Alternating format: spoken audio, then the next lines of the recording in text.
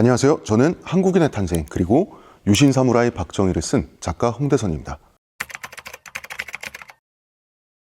호칭을 생략하겠습니다. 이승만은 어떤 사람인가? 이승만이라는 인물을 알기 위해서는 먼저 이 사람의 세대를 봐야 돼요. 이분은 1875년에 조선인으로 태어난 사람이에요. 그 다음에는 조선 백성이 아니라 대한제국 신민으로 바뀌죠. 나라가 한번 체제가 바뀐 거예요. 당연히 서당에서 한학을 수학했습니다. 천자문 배우고 소학하고 사서 오경을 떼고 서예에 통달을 하고 성인이 된 사람이에요. 역대 대통령 중에 서예를 가장 잘하는 사람 누굴까요? 당연히 이승만이에요. 이거는 우리가 어른들보다 스마트폰 사용 잘하는 거랑 똑같은 겁니다. 이승만의 원래 목표는 과거 시험이었어요. 그런데 1894년에 가보개혁으로 과거 시험이 폐지되죠. 그래서 어쩔 수 없이 우리나라 최초의 근대학교죠. 배제학당에 진학을 하게 됩니다. 그렇지만 이 사람의 본질적인 인격은 서당에서 형성된 거예요. 3살 버릇 80까지 간다는 속담이 괜히 존재하는 게 아니죠. 여러분, 강원도 화천군에 가면 8호호라는 호수가 있습니다. 원래는 화천군에 있다 그래서 화천호라는 호수였는데요. 한국전쟁 때 여기서 중공군이 포위선멸됩니다. 중국의 발표로는 8만 5천 명의 중공군이 피해를 입었다라고 하는데, 글쎄요, 러시아도 그렇고 북한도 그렇고 중국도 그렇고 이 통계를 조작해요, 그쪽 나라들이. 그래서 실제로는 20만 명이 될 수도 있어요. 이때 이승만이 기분이 너무 좋았는지 화천호를 8호호로 이름을 바꿔버립니다. 8호호라는 것은 오랑캐를 깨트린 호수라는 뜻이에요. 19세기 조선인의 시각에서 여전히 중국 인민을 오랑캐로 본 거죠. 그들은 공산주의자고 중국 인민인데 오랑캐인 거예요. 이승만의 눈에는. 왜 오랑캐라고 불렀냐면요, 여러분, 옛날에 우리나라 사람들이 중국 사람들을 떼놈이라고 불렀죠. 물론 부르면 안 되는 말이긴 합니다. 떼놈의 어원은 되놈이에요. 되놈의 어원은 도이놈이에요. 도이는 원래 여진족을 가리키는 말이에요. 그런데 청나라가 만주족이라고 하지만 원래 여진족이 개명한 게 만주족이지 않습니까? 그래서 명나라가 청나라에 망하고 이 청나라 정권의 압박에 의해서 중국 사람들은 모두 상투를 자르고 소위 말하는 그 여진족식 머리, 황비용 머리라고 불리는 그 헤어스타일을 할 수밖에 없었어요. 그래서 떼놈이라고 한 거예요. 너희 다 여진족이야 라는 뜻이에요. 그렇기 때문에 오랑캐인 거예요. 그렇기 때문에 화천호가 8호호가 된 거예요. 이게 이승만의 사고 방식인 거예요. 이승만하고 비교되기 좋은 사람이 한 명 있습니다. 삼성그룹의 설립자죠. 이병철인데요. 이병철은 대단한 양반 가문이었고요. 대단한 부잣집이었어요. 역시 한학을 배우면서 자랐는데 일반 사람들은 서당에 가지 않습니까? 그런데 훈장님이 집으로 왔어요. 이병철은 워낙 부자라 가지고. 그래서 과외를 받게 돼요. 그런데 이 사람이 자기는 12살 때 근대를 깨우친 순간이 있다라고 회고를 했어요. 이게 어떤 거냐면 이 삼거리 읍내에 소위 말하는 유관순 누나 패션을 하면서 여학교를 다니고 있는 누나가 보고 싶어서 누나를 쫄래쫄래 찾아간 적이 있었던 거예요. 그때 누나가 보기에 이병철의 허리까지 내려오는 댕기 머리가 눈에 거슬렸나 봐요. 이제 근대학교에서 누나가 근대 교육을 받다 보니까 야, 가위 좀 가져와 해서 이병철의 댕기 머리를 싹둑 잘라버렸어요. 그때 이병철이 충격이 굉장히 컸나 봐요.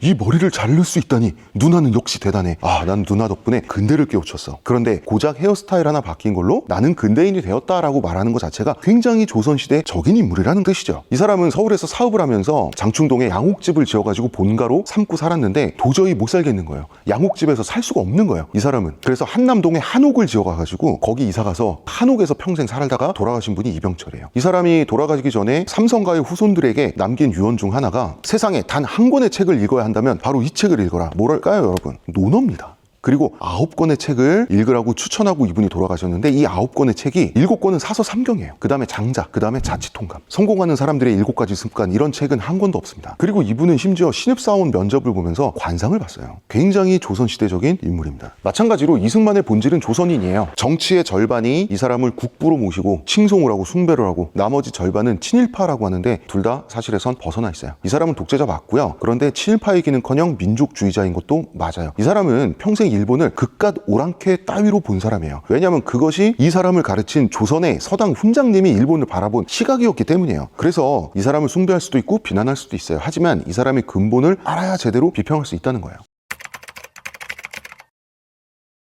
이승만이 친일파인가 라고 묻는다면 절대 아니에요. 어쨌든 엄연히 독립운동에 일생을 투신한 사람인 게 맞아요. 우리가 이것도 인정을 못하면 진짜 안 되는 거예요. 독립운동을 잘하지는 못했다고도 할 수 있겠죠. 그 방식에 동의하지 않는다고도 할 수 있겠죠. 독립운동 세력 안에서 권력투쟁을 하면서 나쁜 짓도 했더라 라고 얘기할 수도 있어요. 그런데 한국의 독립을 바라지 않았다거나 민족 자주를 추구하지 않았다고 하면 너무한 거예요. 그건 처음부터 대화가 안 되는 겁니다. 이승만이 이런저런 여러 친일파들을 중용한 것은 맞아요. 당대부터 비판을 받았죠. 그런데 이승만은 자기에게 충성을 다하는 사람들을 좀 기특하게 본 거고요. 또한 그들을 필요로 했어요. 왜? 독재자가 되기 위해서. 그러니까 내부적으로는 우리나라에서 친일파를 살려주고 중용하면서 참 우리나라 역사를 왜곡시키긴 했지만 한국 대 일본이라고 하는 국가 대 국가의 관계에서 일본의 유화적이거나 비굴한 태도를 보인 적은 없어요. 오히려 국제적으로는 가장 일본과 각을 세우고 싸운 사람이 이승만이에요. 지금도 일본에서는 이승만을 가장 반일적인 한국 대통령으로 생각을 하고요. 지금도 이승만 제일 싫어해요. 한국전쟁 때 미국도 힘에 부치고 자국 병사들이 죽어나가고 있으니까 이승만한테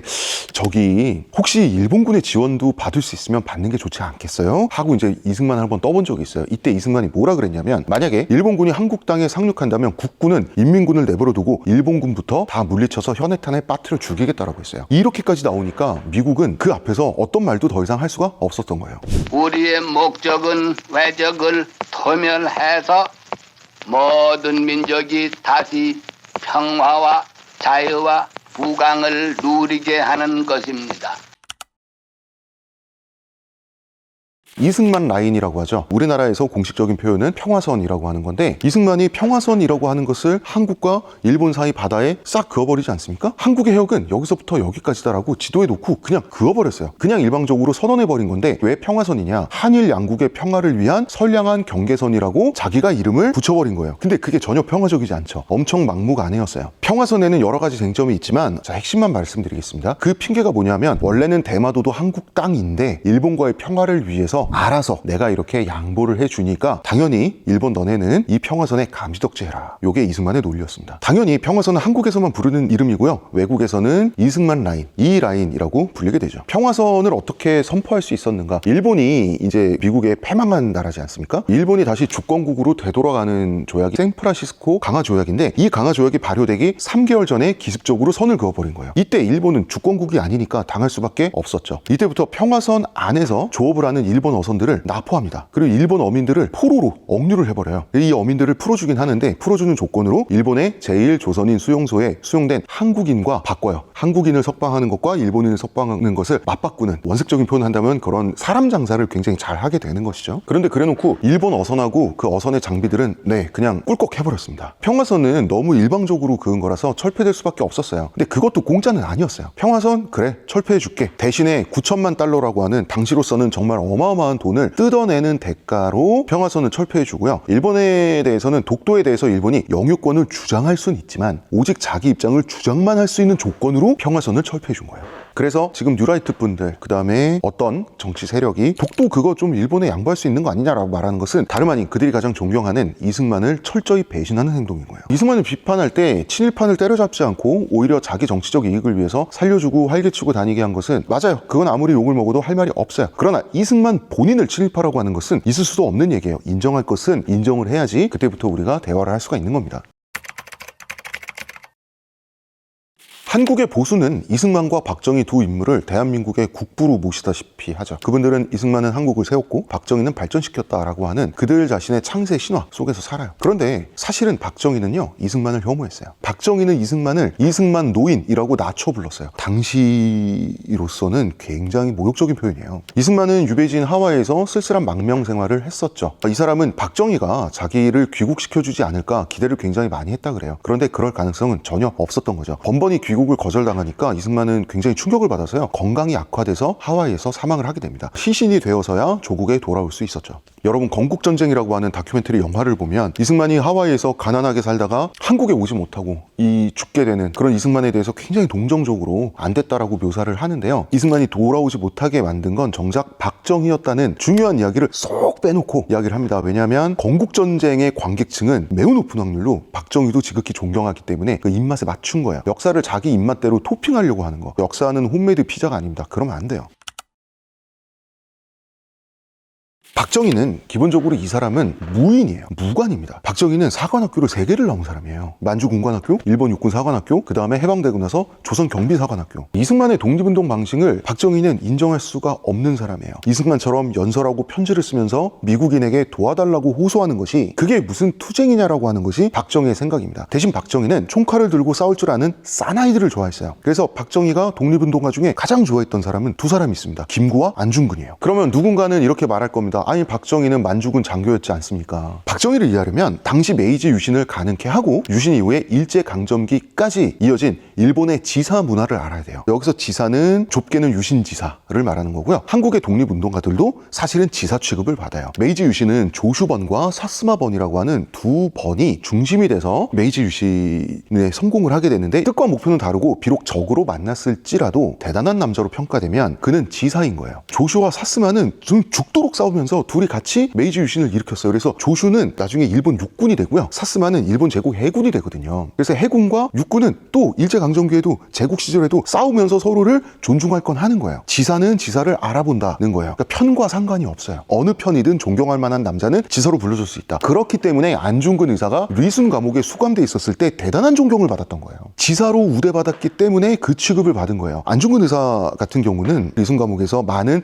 유묵, 서예 작품을 남겼는데요. 안중근 의사가 먹 직접 갈지 않습니다. 옆에서 지바 도시치라고 하는 간수가 무릎 꿇고 경건한 마음으로 먹을 갈아주는 거예요. 다 갈면 하고 글씨를 딱 쓰면은 이제 그 일본 사람들이 보고 어떻게 글씨도 저렇게 멋있게 쓰는지 그냥 막 아주 막 감동의 눈물을 흘리는 거예요. 안중근 의사의 유묵 중에 일일 부독서 구중생연극, 하루라도 책을 읽지 않으면 입안에 가시가 돋는다라고 하는 유묵이 있죠. 이게 어떤 거냐면 동방평화론이라고 하는 책을 감옥 안에서 쓰기 위해서 쓰려면 다른 책을 읽어야 될 거 아닙니까? 참고 문헌이 있어야 되잖아요. 그런데 리순의 감옥 소장은 책을 반입해주고 싶은데 그게 불법이라서 어쩔 수 없이 죄송합니다, 책을 읽으실 수는 없으시겠어요? 라고 말을 했더니 안중근 의사는 가만히 아무 말도 할 필요가 없습니다. 일일 부독서 구죽생연극 요거를 유묵으로 딱 쓴 다음에 이거 감옥 소장에게 갖다 드리게, 그거 보고 감동해가지고 책을 반입을 허가해 준 거예요. 이런 거예요. 이게 일본의 지사 문화인 거예요. 정작 안중근은 조선 선비이자 독실한 천주교인이었지만 일본 사람들은 편은 다르지만 지사구나, 우리와 편이 다른 멋진 남자인 거예요. 이런 사고방식을 박정희도 갖고 있었어요. 박정희는 비록 만주군 장교를 지냈지만 그러면서도 동시에 민족 지사들을 존경했던 거예요. 스스로 한국인을 부강한 민족으로 이끄는 지사라고 믿기도 했고요. 대통령이 되고 나서는 진심이에요. 이 사람 진심이었어요. 솔직히 말할게요. 저는 진보 진영에 속한 사람이고요. 박정희에게 비판적인 사람이에요. 그러나 제가 박정희의 애국심, 그 애국심에 당식에 동의하지 못할지라도 박정희가 애국심이 있었다는 사실, 그리고 그 애국심에 정말 진심이었다는 사실까지 제가 부정할 방법은 없어요. 그리고 이 사람의 진심은 독재로 이어지게 되죠. 지사는 뜻을 위해 사람도 죽이고 자신도 기꺼이 죽는 존재들인데 수단과 방법을 가리지 말아야죠. 그러니까 이 사람은 지사기 때문에 독재를 하는 거예요. 이 사람이 안중근 의사 기념관을 짓죠. 정말 안중근 의사를 존경했기 때문에 진보 진영에서는 자신의 친일 과거를 세탁하기 위해 안중근 의사를 이용하는 파렴치한이다라고 박정희를 해석을 해요. 물론 그럴 수도 있겠죠. 아주 낮은 확률로. 그렇지만 어쨌든 관심법이잖아요. 박정희가 생전 마지막으로 쓴 서예 휘호는 안중근에게 바친 민족정기라는 서예 작품이에요. 이게 가장 마지막으로 쓴 붓글씨입니다. 그리고 충무공 이순신 장군을 존경해서 현충사를 확장하고 성역화한 것도 박정희죠. 그러니까 이 사람은 무인이면서 지사를 존경하는 사람이에요. 자기 목숨을 아끼지 않고 무력을 행사하는 사람에 대한 낭만적인 존경심을 가졌던 사람이 박정희예요. 그리고 박정희는 매우 사회주의적인 정책을 펼쳤던 사람이고요. 국민의료보험제도 박정희가 시작한 겁니다. 박정희는 하나같이 부유한 자유당 인물들을 해방 귀족이라고 불렀어요. 박정희는 가난한 농민과 노동자의 세상이 오는 이 진보를 방해하는 적폐라고 자유당 사람들을 생각했어요. 박정희는 왜 사회주의적인 사람일까요? 일단 박정희 자체가 매우 가난한 집에서 힘들게 자랐기 때문이에요. 그리고 박정희의 아버지인 박성빈은 동학 농민운동을 했던 사람이에요. 동학 접주 중에 한 사람이었어요. 동학 접주 아무나 하는 게 아닙니다. 그리고 박정희의 셋째 형 박상이라고 하는 사람은 전국적으로 유명한 사회주의자였어요. 이런 집안에서 성장하고 어른이 된 사람이 이승만처럼 유서 깊은 양반 가문의 후손이자 왕실의 후손인 사람, 이런 구시대의 계급적, 경제적, 기득권의 대표자 같은 이런 사람을 좋아할 수가 없는 거예요. 당연히 박정희는 이승만을 매우 혐오할 수밖에 없었던 겁니다.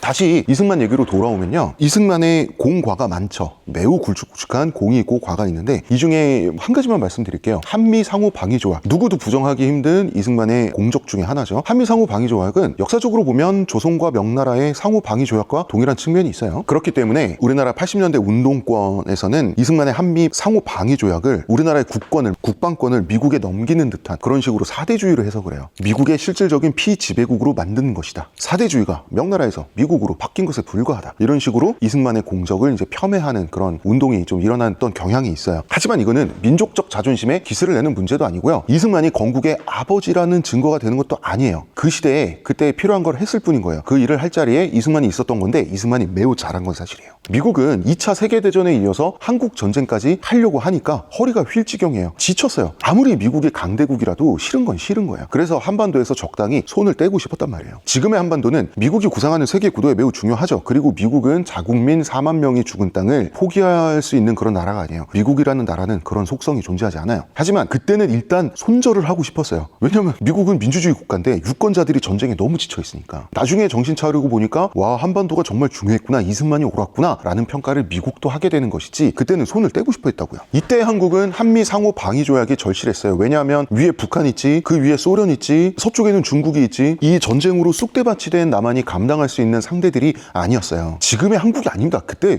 엄청 약소국이었잖아요. 그래서 이 나라가 안정적으로 발전을 하려면 한미 상호 방위 조약을 체결을 해야 되는데, 이 조약을 짜내기 위해서 이 사람은 방공포로 석방 사건을 일으킵니다. 당시 거제도에는 17만 명의 인민군과 중공군 포로들이 수용돼 있었어요. 대부분이 인민군이었죠. 문제는 남한의 학도병도 그렇지만 북한의 인민군도 강제 징집된 사람들이 많았어요. 이 사람은 남한 사람인데 북한군이 자기 동네 마을을 점령해서 자기를 강제로 징집해서 인민군을 만들어 버렸다가 포로가 돼서 거제도까지 가게 된 거예요. 이 사람들은 공산주의자가 아닌데 공산주의자들 사이에서 포로 생활을 하게 된 거죠. 거제도에서. 당연히 이 사람들은 남한 사람이 되고 싶고 인민군 포로인데 반공 성향이다. 그래서 이 사람들을 반공포로라고 하게 돼 있는 거예요. 문제는 당시 행정력이 없잖아요. 지금처럼 뭐 다 전산망이 막 디지털 다 깔려 있고 공무원들이 막 많고 이런 사회가 아니에요. 행정력이 없으니까 이 수많은 포로들을 거제도라고 하는 섬에 몰아놓고 내부 치안은 포로들이 스스로 관리하게끔 냅뒀어요. 당연히 헤게모니는 공산주의자들이 잡게 되는 거죠. 이 안에서는 북한 인민이 아니라 남한 국민이 되고 싶어하는 사람들을 다른 포로들이 취조를 하고요, 고문을 하고요, 처형하는 일까지 벌이고 있었어요. 밖에서는 어떻게 일이 돌아가고 있었냐면 포로 처리 문제를 가지고 유엔과 공산권이 싸우고 있었어요. 서방 세계는 자유주의를 중시하니까 포로들 가고 싶은데 가게 하자. 그 선택권을 맡기면 되지 뭐가 문제냐. 근데 공산권은 그런 게 어딨냐. 통으로 포로 교환을 하자. 정 공산주의 싫다고 하는 사람 있으면 우리 포로 일단 우리가 포로 교환으로 받았다가 알아서 거취를 선택하게 해주던지 할게. 우리가 스스로 그렇게 할게. 그걸 누가 믿어요. 공산권 국가가 그런 짓을 안 하잖아요. 이때 미국은 빨리 휴전을 하고 싶었어요. 다시 말하자면 전쟁에 지쳐 있었으니까. 그래서 상호 방위 조약이 없는 채로 휴전하고 연합군이 한반도에서 빠져나가 버린다고 생각해보세요. 한국은 중공군의 100만 대군 앞에 혈혈단신으로 놓이게 되는 상황인 거예요. 그러므로 이 상태로 휴전이 되면 안 돼요. 휴전을 막아야 되는 거예요. 어떻게 하면 휴전을 막을 수 있을까? 이승만이 고민을 하다 보니까 공산권으로 하여금 도저히 사인할 수 없을 정도로 열받게 만들면 되는 거예요. 이승만은 미국 대통령 아이젠하워, 그 다음에 영국 총리 처칠의 뒤통수를 치고 하룻밤 만에 반공포로를 무단으로 석방해버렸어요. 이승만에겐 명분이 있었어요. 그 명분은 인권. 심지어 미국이 기독교 국가인 것을 이용을 해갖고 반공포로의 인권을 생각하면서 기도를 하다가 하나님의 계시를 받았다라는 말을 합니다. 당연히 이 말을 믿는 미국인, 영국인은 없어요. 하지만 어쩐지 막 삿대질을 하면서 반박하기 매우 애매한 말이기도 한 거죠. 이승만 얼굴에 철판을 깐 거예요. 미국은 이때 실제로 이승만을 제거하고 다음 대통령을